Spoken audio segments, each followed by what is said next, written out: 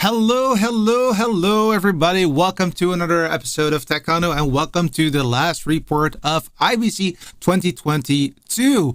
My name is Petra Verbruggen, and yes, you see it. I'm back in the studio. It's all real. I can touch BB-8 here. I can touch this lens here. It's all 100% real. No goofing around. It's really here. Welcome, guys. I see a lot of people are already here. I say, I hope that I don't say your name incorrectly. Josue Sanchez. Vil is also in the house. Welcome. DJ Ware is in the house. Hi, Petra and all, he says. And Eric says, got here just in nick of time. Yep. You're here right on time. Thank you so much for being here. And indeed, that is correct. Yeah, I hope that you liked the intro of it because it's a report and because the previous ones were all based on the YOLO box Pro that I own myself. I wanted to a little bit give it the same vibe to it than I did before. I also like to experiment occasionally with something else, so let me know what you think. Maybe it's something that I need to change in the future, a new layout. But anyway, welcome, and it looks like I didn't butcher your name too much, which is fantastic. All right, so today, what can you expect? First and foremost, I'm back. I'm back home. It was a fantastic 4 days, actually 5 days, because I already arrived in Amsterdam on Thursday afternoon. Went to the booth, didn't have to do that much. There was a lot of already done by the team. There was a plethora of people who were already there. We've got Yannick, who is from Germany. He is excellent in replay. We've got TJ, who's from the United States of America. Excellent person, really a cool guy, and he was actually also very good at the replay, but also just basically had a lot of knowledge. Myself was there as well, of course. I'm from the Netherlands, so it makes sense that somebody who speaks the language is there as well. Then next to that, of course, we got Tim. All of you know Tim, but there was also a second Tim, and he is also part of the team now at vMix. And of course, Martin was also there. He was as a CEO, of course, he needs to network as much as possible. So he was not there that much at the booth, but he was definitely there in the back end, etc. So it was extremely cool. At the start of the show, you also did see a very quick a video of me switching on all the laptops. Really interesting to see what kind of laptops that they were using. It turned out to be Lenovo's, and then but then the gaming consoles of them, gaming laptops of them, i7 processors, and they were really good, I have to tell you. And then next to that, they also had this really cool. What was it called? Insta360 Link camera, Legion. That was it. I was thinking about what brand was this. So it was a Lenovo Legion, and that was a gaming laptop, i7 as I said, and then a cool camera, Camlink, that they also not Camlink. Link. That was the Insta360 Link. I said it already. There we go. Kevin is also in the house. Welcome. You're home already. Yes. So it's Amsterdam is 1.5 hours away from here. So the Netherlands is not that big. Fortunately, it's basically, I would state if you in US terms, I would state it's let's say Massachusetts, roughly, maybe with Rhode Island with it as well. It's not that big, but it's definitely a few hours of driving. So it's still, but hey, I'm here. Anyway, fantastic 4 days. Really, I've learned a lot. Also learned a lot from vMix 26. Believe it or not. Unfortunately, I cannot show it to you. I still am running here on my own system 25, the current release, but 26 definitely was excellent. Of course, we really already talked a little bit about it 2 days ago when Tim said a few things, but he didn't say everything. So, but he did do that yesterday in the Fun Time Live show of vMix themselves. So I can now freely talk about it, which is fantastic. So, what is new in vMix 26? Well, let's go. The first thing that is new, that for that small camera that we had, the Insta360 Link, basically a webcam, but 4K, really good picture for the price point, 400 euros or dollars. It was, I mean, really, really good. And we could actually just move it. We can just use PTZ controls for that camera, including the zoom. It was a fantastic little setup there. Next to that, we also had on the camera, or on any camera what you like, you can now add Gaussian blur for maybe the whole thing or maybe a part of the picture. So what you could do is that I don't know if it's already, I think, yeah. So I'll show you my screen in just a minute, just to show you where you can find it if it comes, when it comes. But so if you are in vMix and you press on the cogwheel here below, right here, you will see here on the left hand side a new panel called Effects. And in that Effects panel, you will be able to choose between Gaussian blur and LUTs. And the Gaussian blur will make it so that you will be able to indeed blur out the whole picture, or passive it by using X and Y axes to define really what you want to have blurred out. For example, if I want to blur out this computer, I could have easily just blurred that part out if I would like that. I don't know why I want that, but if I would be a studio and people are there, they don't want to be on camera, but they do want to talk, then maybe that's a good way of making that happen. Next to that, it's also now possible to use LUTs. That is, they had a few that they made very quickly, but you can use LUTs from DaVinci Resolve and also from OBS, I believe, if I'm not mistaken. So you can just add them, but those are the two that are available in vMix 26. The way that, without showing you how the layout looks like, but it looks like in the future there will be more effects there. I'm not sure, they didn't say anything about what is in the roadmap, but definitely something that has the potential of being added in the future. Next to that, it's now also possible to delay your stream. Now, what is the use case for that? For if you are streaming esports, for example, you do not want people to look over your shoulder where you are so that they can shoot you or something, then you can now add, 20 seconds, 30 seconds, or whatever, to avoid that from happening. And that is also something that is very welcome, especially in that esports area. Next to that, let me think very loud. Oh yeah, vertical video has improved. Now it's possible to bring in a 4K source, and what it will do is then in the center of your screen, right here somewhere. Yes, you can then that part is then vertical video, and that is then from there on HD quality, which is of course something that you would like as a professional, moving towards Instagram if you have the possibility, or TikTok or whatever. So that is really cool as well. I thought, to be honest, 2 years ago, I didn't really think about vertical video. Actually, I call it vertical video syndrome because I really don't like it. But nowadays I am getting used to it, and I also see that it has a place. So I am taking a step back from it. I was wrong. I am going into it as well, but I still prefer myself the wide angle because it gives a bit more canvas to work with, in my opinion. Then let me think. Mix engines, or a mix that you already have the possibility to add like I always call them vMix minis, in the sense that, well, let me show you, because we're here. So if you go into add input, you also have the possibility for adding a mix.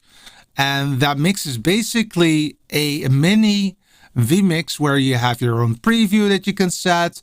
Preview that you can set, and a, I don't know, maybe this one, and an output, and then you can just really use it as a mini vMix setup for you. But that was already there. This is 25. However, what is different nowadays is that with vMix 26, you can have up to 15 or 16, I believe 15 mix engines. I call them 15ME, but you can call them whatever you like. But it's really huge, especially one of the use cases that I've seen people using it for is really to have, for example, a picture right here, for example, and you want to be able to have a transition here as well.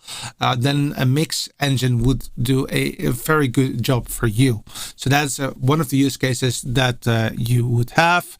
Looking, do I have everything now? I think that I have everything. Yeah, I think so. I might be losing one, but hey, that's the way it goes, right? Let me see if there are some questions before I continue with the show, because I still have a interview with Martin from vMix. He doesn't often give interviews, and this time around I was not really talking about vMix 26 or something. I was really talking about how vMix came to be, how it's written, what kind of code is used, that kind of stuff. So we can geek out together. And I also have a video ready from BirdDog, which is also really cool and extensive. So that is cool. Kevin says, you know all the secrets. No, I do not know all the secrets. I do know more than I'm saying right now. That is an honest thing, but I do not know everything. They're not saying everything to me. And indeed, lots of features. Also, lots and lots of features. Finally, so you were waiting for the lots. That's cool. Kevin says 15 MEs. That's a brilliant tool. I would like to put vMix calls into a mix so that I can reframe. Guess that's a fantastic use case for it. Indeed, absolutely. Eric says, vMix 26, a Lenovo Legion 7 gaming laptop. Sounds like a killer combo to me. Yep, it is. It works like a charm. So basically, what we do typically, and yes, this is not the first time that I'm working with vMix at IBC in Amsterdam. So that's the reason why I know that I can say what we do typically, is that we buy the new laptops at that moment in time, and we try it out together with the current vMix or the new vMix that is not yet released, and we're alpha testing it. And basically what we want to do is that we want to kill it. We really want to make sure that it crashes, but we could not get it crashed. And that is, for me, unique, I can tell you. So that's a good sign in my opinion. So I'm hoping that we go very fast from alpha to beta, and of course beta will be public, so you will be able to try it out for yourself. I don't know, somewhere end of November or maybe early November, but I'm not expecting it to be released before end of November, early December to general public. As always, if you have a beta version, do not use it for production purposes.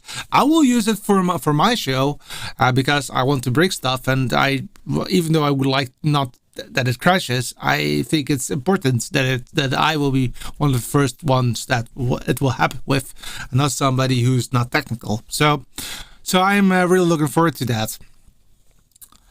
What about the AV1 codec? I'm sorry, I do not know what will change on that area, to be honest. John is also in the house. He says, super cool to meet you so many times at IBC. Yeah, it is really cool to see you. And John, you are a big guy. Everybody knows you. So I saw a lot of people that were literally in a circle around you. So I was really pleased to see that you got so much friends. And yeah, I feel privileged that I'm one of those. And you guys are talking to each other, which is really cool. All right, so that is vMix 26 in a very short amount. Talking about vMix, I also want to give a shout out to my dad.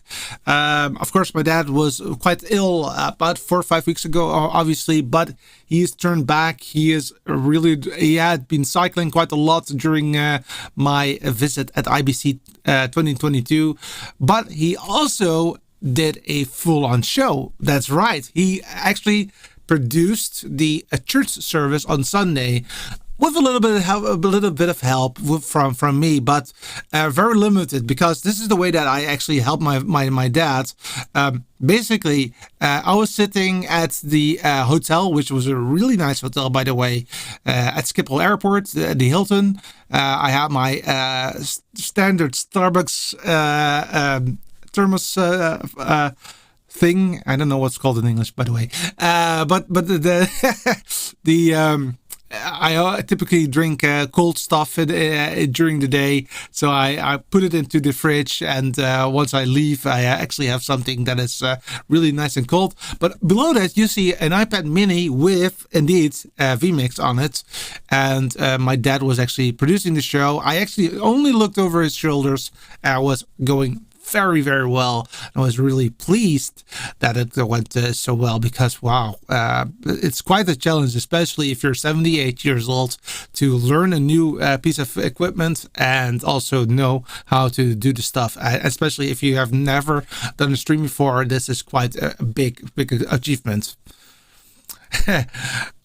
Reverting back to what I just said, not literally though, they were looking down on my shirt. That's okay. Maybe you are a little bit short from the perspective of your body, but you're definitely a tall guy, so don't worry about it. It's okay.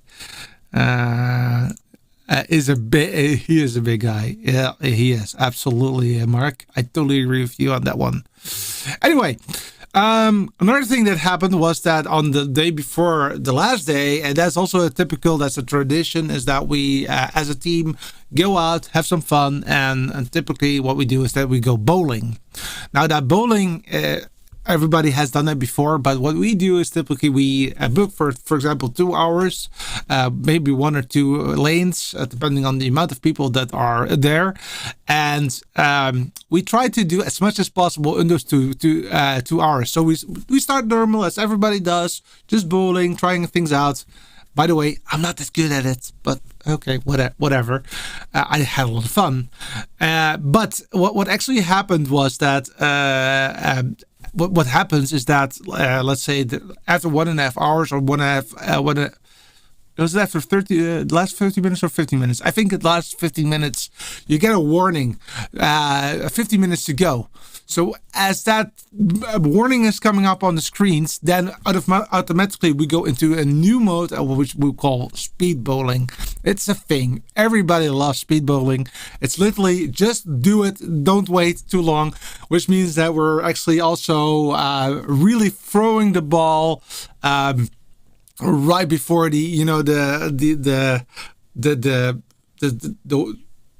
bar is going up, so it's literally at the edge of what is acceptable, but it's going very fast, and it was really fun to do. And actually, I'm doing a better job during speed bowl than during the normal one, so that is cool. But this is the group picture that we had. So you see here, we see everybody that was with vMix, but also with X-Keys, of course, one of my other favorite brands of control services.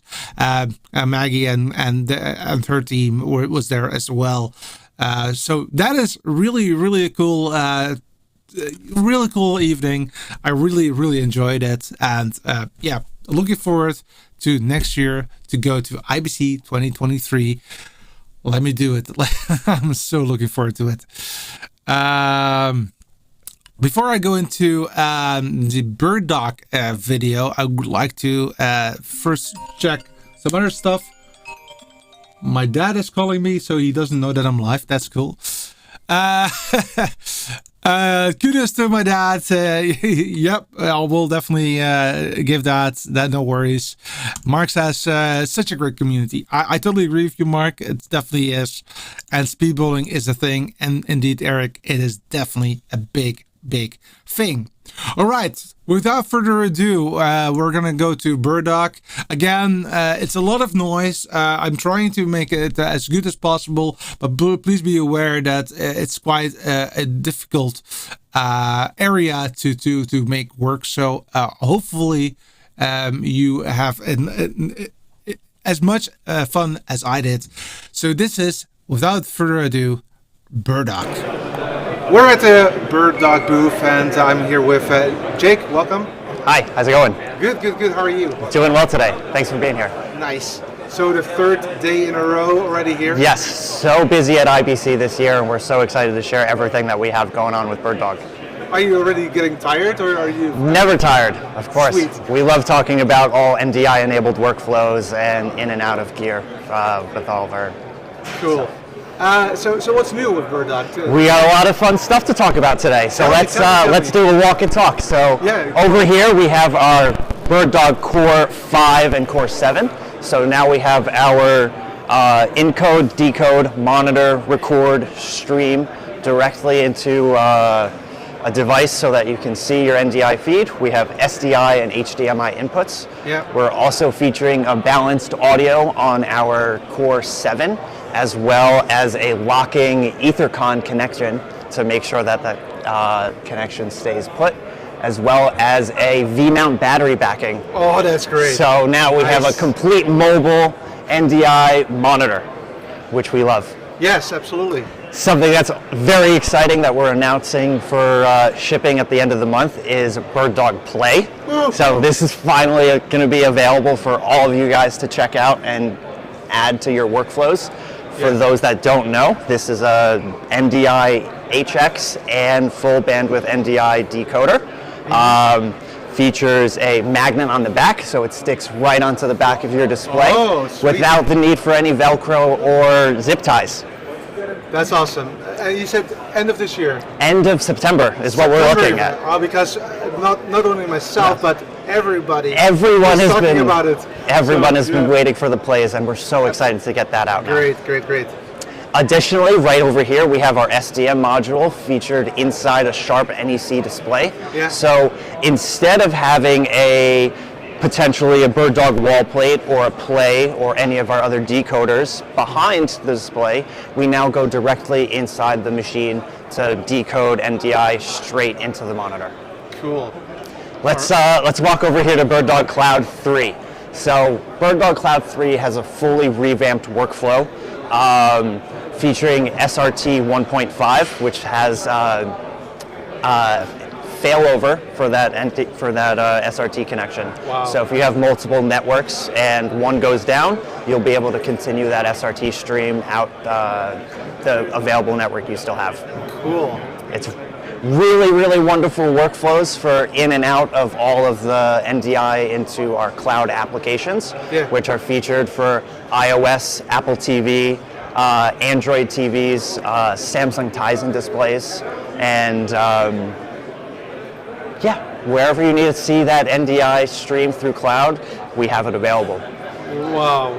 One of my favorite things about cloud that we've added as well is a wonderful endpoint called DX, which is a distribution endpoint. Okay. So essentially, you do not need to have any port forwards open for cloud to work anymore. So we can have an SRT, two people calling out to the same location.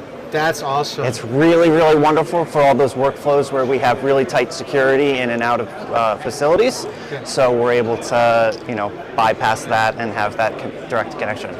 Extremely cool. We also have a new wonderful reporter application that can be downloaded, and essentially this ties in directly into your BirdDog Cloud account, where the end user we'll be able to select the webcam audio device to be selected and sent into BirdDog Cloud to be used into your facility. You call it the reporter, so that's Yes. for journalists? For journalists and everyone that you want to get into your production. Yeah. You send a return feed back to the end user, so that way they see the program output of the stream that you're doing, and their stream comes from their webcam or any of their BirdDog devices into cloud, ready for the production. Almost like a switcher. Almost like a switcher, right? So let's look at the new cameras because we love those. Absolutely. Let's talk about new first, which is our P240s. Yeah. So over here we have a 40 times zoom, building off of our wonderful P200 series. So now we're going from 30x to 40x. One of my favorite things that I add for my productions is filter threads onto these cameras. So now we can leverage black pro mist, quarters and eighths, glimmer glass for enhancing highlight bloom and that image. Or if you just need to add a clear UV filter, for lens protection, wherever that may be, we want to protect our bird dogs as much as we can because we all love them. Exactly. Another fantastic thing is building off of the P120s that we had. We now have an OLED display showing the IP address and the camera frame rate and all that stuff over here. As an audio guy as well, one of my favorite things that we've added is a balanced input connection for XLRs. So we have a breakout cable for getting balanced line inputs into the facility. And not only line inputs, we all have a selectable phantom power as well. That's huge. So you can use some shotgun microphones or any phantom powered microphone to be able to get that into your system. Cool. That's cool. So we are really excited about that. And as well, we are loving this Mohawk tally that we're putting on our units, as well as a removable silicone camera ID on the back over there.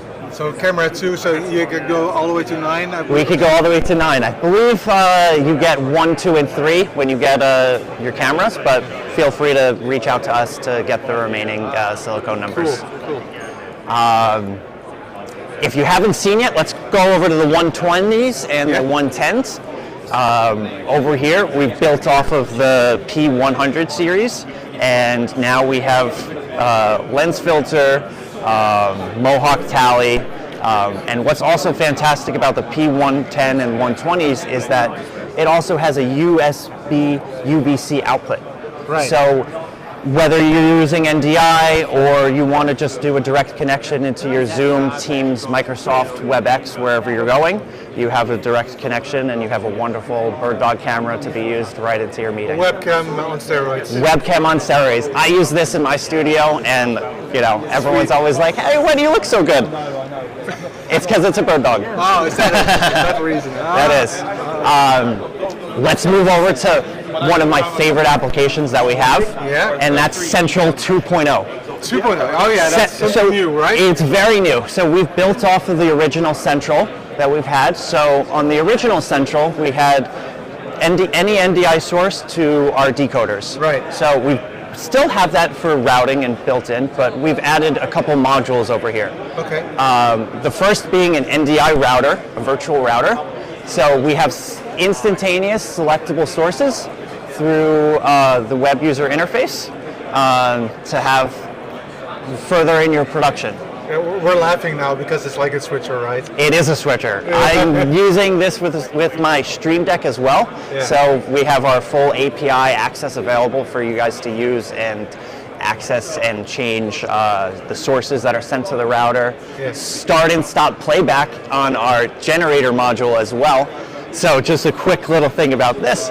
We pre-convert your existing MP4 video files, flip those into NDI Speed HQ, and now have it available for video playback on demand through BirdDog Central 2.0. That's huge. So on one of my playlists at home, I have about a stock footage of about maybe 60 or so videos on loop that I could just go ahead and skip through on my Stream Deck whenever I want to, or switch over and change that router source. That's cool. Now, as mentioned, I was an audio guy as well, so I like to jump into our retransmitter module. Yeah. So over here, we have the ability to select one NDI video source and another NDI audio source and merge those together. Okay. So we're literally grabbing the data packets from one NDI stream and the audio data packets from another, creating a new MUX and sending that on the network. That's so cool. Essentially, Central 2.0 becomes a wonderful NDI AV matrix. Cool. Wow. Absolutely incredible. I'm flabbergasted. Normally I have a lot of questions, but right. It's so huge. It's huge. I'm using this in my system constantly for my Teams meetings, for my productions, there's so many applications where Central fits in AV broadcasts. Is this already available? This should be available, I believe, by the end of the month. We're going into a public beta within, I believe, two and a half weeks or so. Yeah. So feel free to sign up at birddog.tv to join and check that out. Yeah. Let's move over to our converters because we are very, very, very excited about the world's first OG4 NDI open gear card. So we have 4 channels of 4K60 NDI encoders, or 2 channels 4K60 decoders, as well as 4-channel decode at 1080.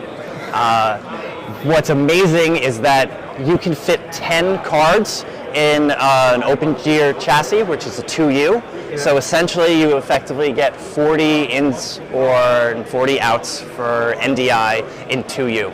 Which is absolutely incredible. It is. Absolutely. It really takes up very minimal space.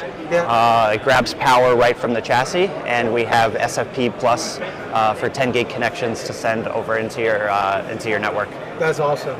Extremely awesome. So we're really, really looking forward to where we see these in the broadcast facilities. Definitely. I presume that they will definitely gonna get those a lot. They will. Yeah. Let's move over to Multiview. Multiview. So we've already had BirdDog Multiview, but now we're moving over to Mac applications as well. Yeah. So now we're able to leverage the M1 Apple devices to use their GPU metal encodings and the ARM processing CPUs and GPUs that are built into Apple Silicon to really leverage the power of NDI. Okay, but now I have a question because I do see what kind of Apple you're running. That's like big. Yeah, we got the new Apple Studio running these 4 multi-views. And does it also work with, for example, a Mini? It will work with a Mini as well. Any of the new M1 or M2 series Apple devices. Sweet. Yes. That's awesome. All right. And then additionally, we're also adding BirdDog Cloud to Mac as well. So that's a wonderful thing to be able to use inside the systems because we want to make sure that we get all NDI from anywhere in the world in and out of the cloud. Finally. Finally. I know. We have a lot of people asking for the Mac applications, so we're really happy to finally say that that's where we're going. All right.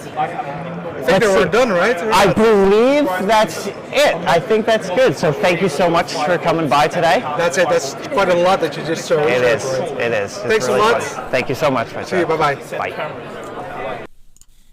All right. So that was BirdDog. Really, really cool. In my opinion, the PTZ cameras were off the charts. I am really interested in the 120 one, to be honest. That is a nice camera for what I do. Maybe the 200 is an older camera, but still very much a nice camera. And of course the Play. And it might be that I'm gonna be in luck that I will get that Play device shortly. but that is also, of course, always waiting for them to come back. They did promise me that they would send me one, so let's hope that that will be the case. And of course, I will be talking about that. Really looking forward to that indeed. So that was BirdDog, and I think that BirdDog indeed has done quite a lot. Let me see what I can find. Let me go back a little bit. Did I J2? Yeah, so John had also a discussion with Jake. Yeah, he was a really cool guy, really open and very, very nice to talk to. Excellent guy. MT says they had 2 BirdDog plays. I tried to get one, but no chance. No, I mean, they're really still ironing out the former. They told me off camera. But they are gonna ship in September, so you don't have to wait too long. And I hope, like I said, that I will get one very, very soon. Well, at least I hope so. And indeed, like Eric says, glad to see BirdDog putting out new products, and a lot this time around. So that is also really, really cool. And I totally understand where you're coming from. I do also see the resemblance with the R2D2, or R2 as I always call him. Cool. Yeah, there was a lot of spam in the meantime. Excuse me for that. I cannot do anything about it otherwise to just report them. So I tried to remove them as quickly as I could. So yeah, I cannot do everything, right? 10 cards means 25k. Yeah, that's a lot of money. Serious money. Well, maybe because MT that I've tried to remove them as quickly as I could. That's the beauty of having something that I can actually play out, is that I have some time to make sure that you guys have a good time. So yeah. I totally agree with Niels. He says YouTube should do something about it. It's always the same pattern. Yeah, I think that they are working on it, but it does take more than I was expecting. Talking about the play again for Christmas. Yeah, I think with the chip shortages, etc., it's all been pushed out. I mean, I have been waiting for the second. What is it called again?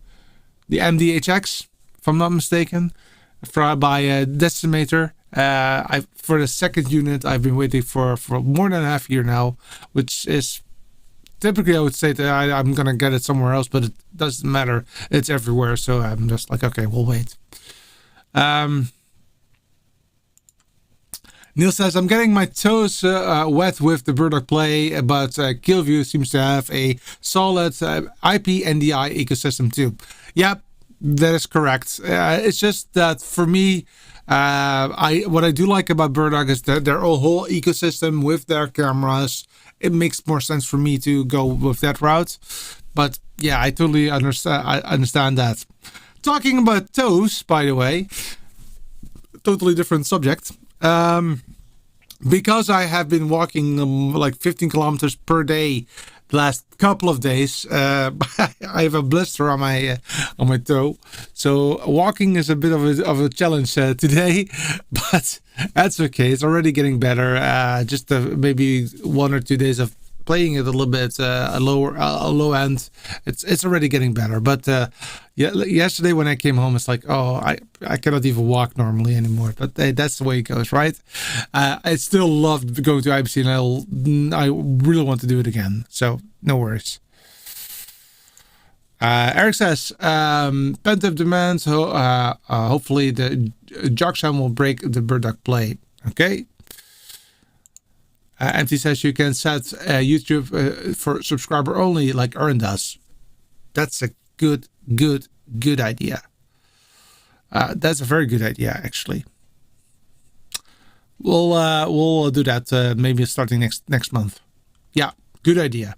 Anyway, That was BirdDog, and I promise you I have one more video lined up for you, which is the last one that I have done for IBC. This time around, I really didn't have a lot of time to go roam around. I did see the new FR7 by Sony.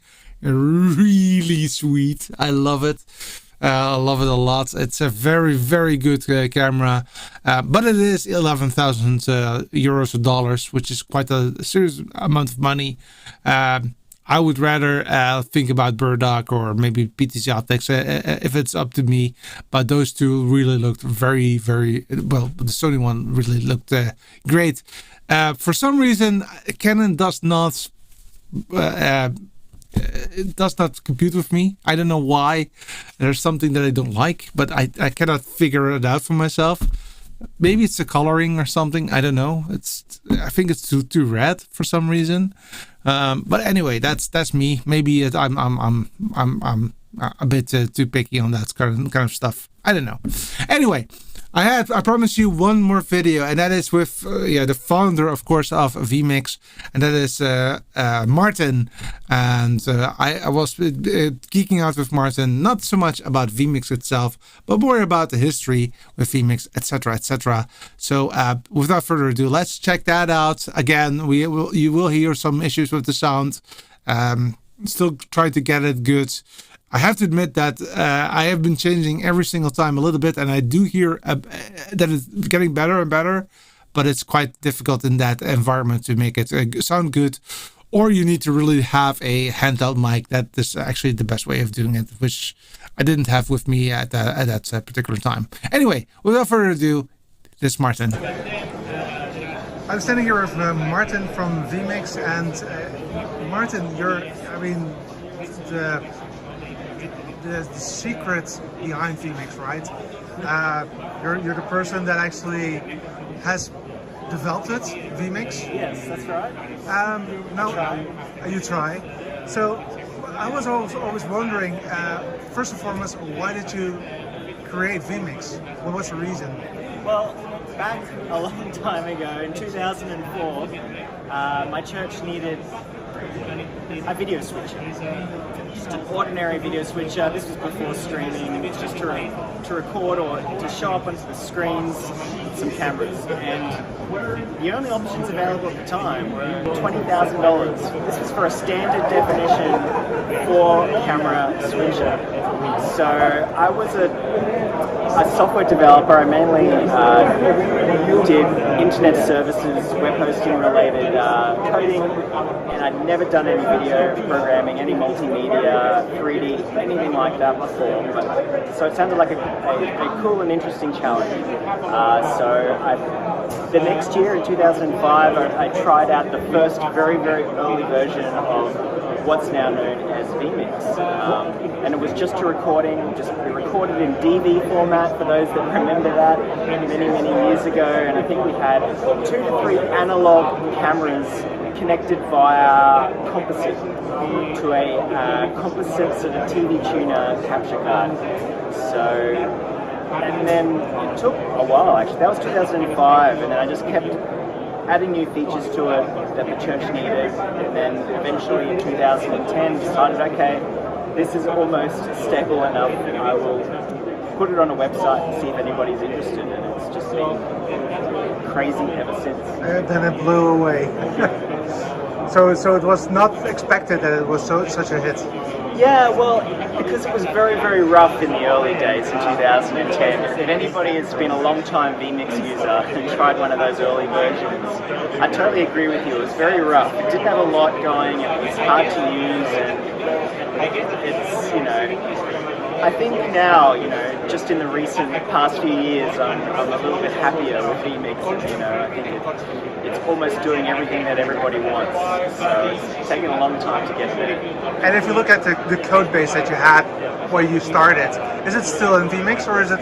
Yeah, surprisingly a lot of code that was there in the very first release is still there now in vMix 26, which we're showing here at IBC 2022. So code from 2005 has made it 17 years later. Wow.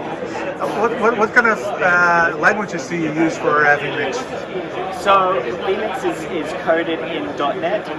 Specifically, I use VB.NET, which is sort of frowned upon by developers, but it's what I learned in primary school, and I've just been too stubborn to change to C#. So yeah, VB.NET, .NET 3.5. That's the one. If you look at the past, and are there any features that you've created that you're extremely proud of? I'm proud of vMix GT just because of how much time I spent on it. It was always a challenge. We were always looking for a real-time graphics system that was just easy for people to use, and I just couldn't find anything. So eventually I just had to go, oh no, I'm going to have to build it myself. And I think I spent a good 2 years, and we had a first version of GT that was very, very different to what it is today, and I just had to scrap it and then start again. So I'm proud of GT just because of how much time I spent on it. It's probably the single most feature of vMix that I spent the most time out of anything else we've ever done. Okay, I would think that would be replay or something. Yeah, replay was very complicated, and a lot of code went into that, but believe it or not, GT has more code than replay, so it's crazy. It's crazy. If you look at the features that, yeah, of course, looking back at it was really a pain to create. A pain, like nights that you were sleeping, that you could not sleep because of it. Yeah, replay. Replay, yeah? Replay is so hard to do.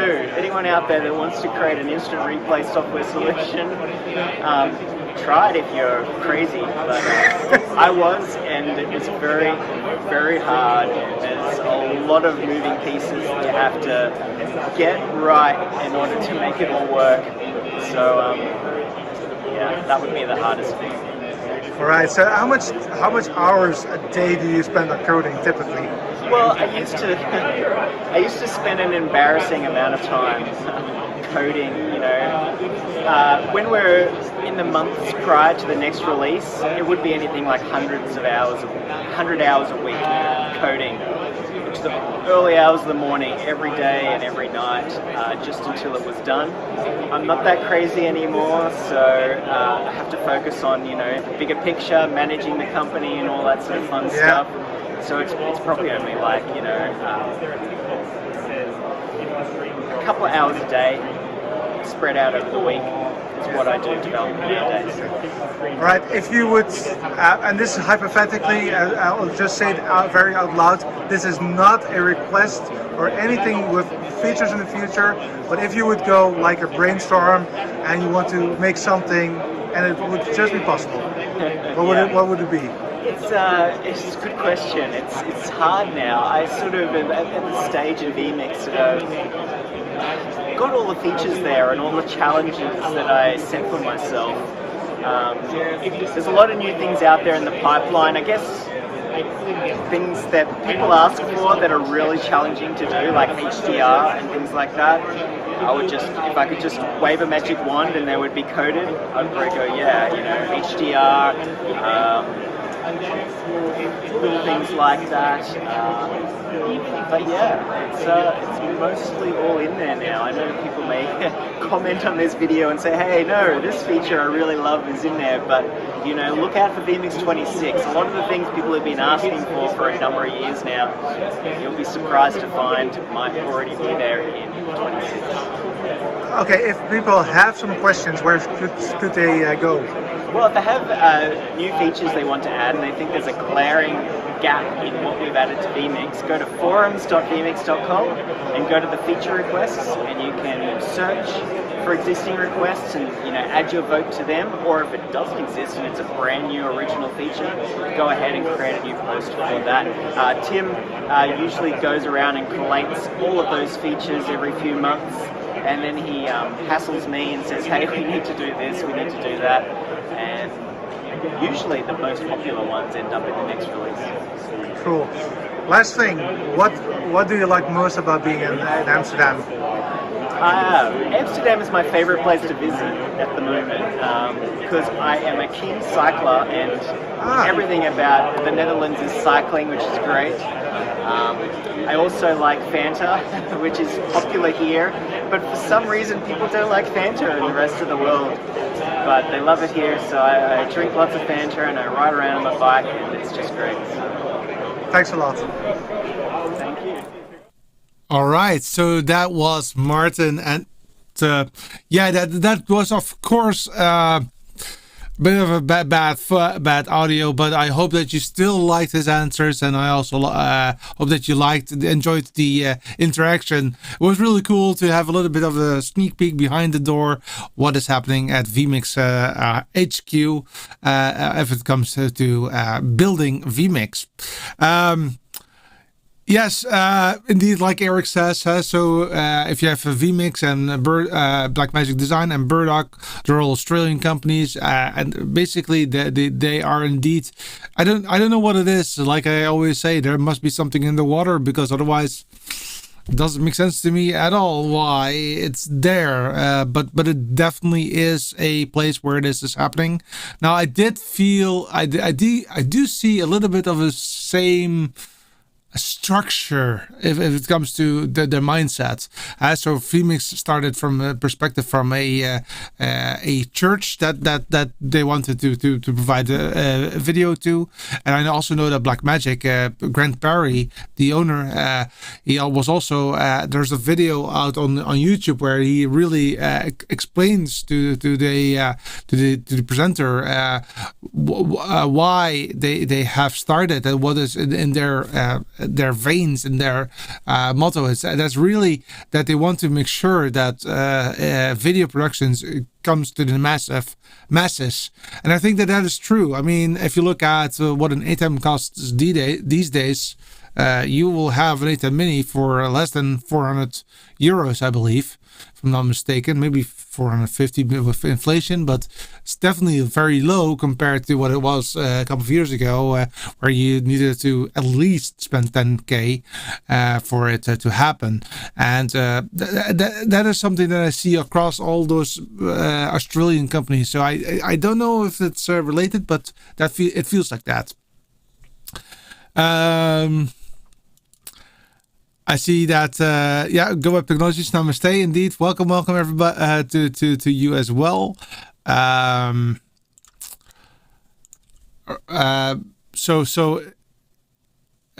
Eric, it always depends on the use case and the budget and what you will achieve an hour later. Yeah, indeed. Raoul says, I was surprised that the build was a VB.NET. Yeah. So, but that also explains why it's only available on Windows, right? So it's really aimed towards Windows because it's really heavily built on Windows frameworks and APIs, etc. That's the reason why it's only available there.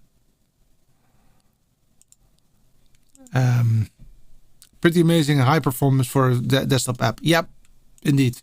So that was the last video that I've created for IBC 2022.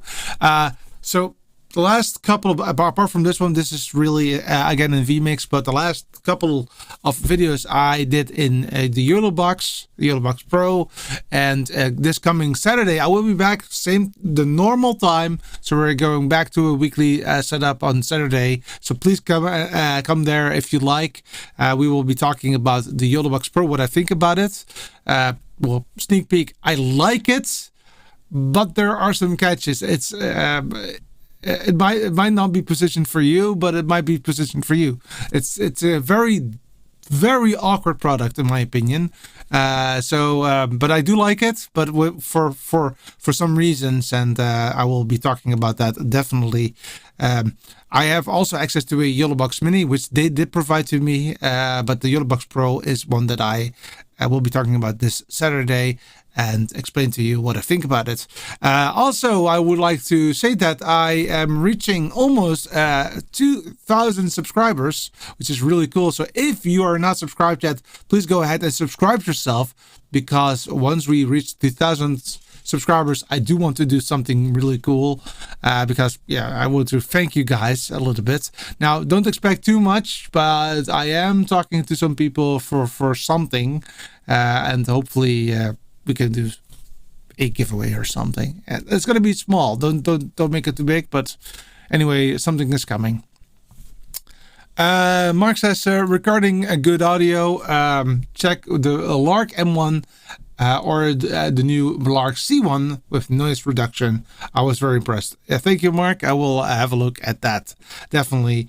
But we're still trying to figure things out, which is working. I wanted to keep it lean and mean, but I think that this was too lean, specifically. So hopefully next time I will have a little bit of a better setup. Anyway, thanks a lot for watching. I really appreciate you for taking the time, and I'll see you this coming Saturday. Hope to see you then. Bye-bye.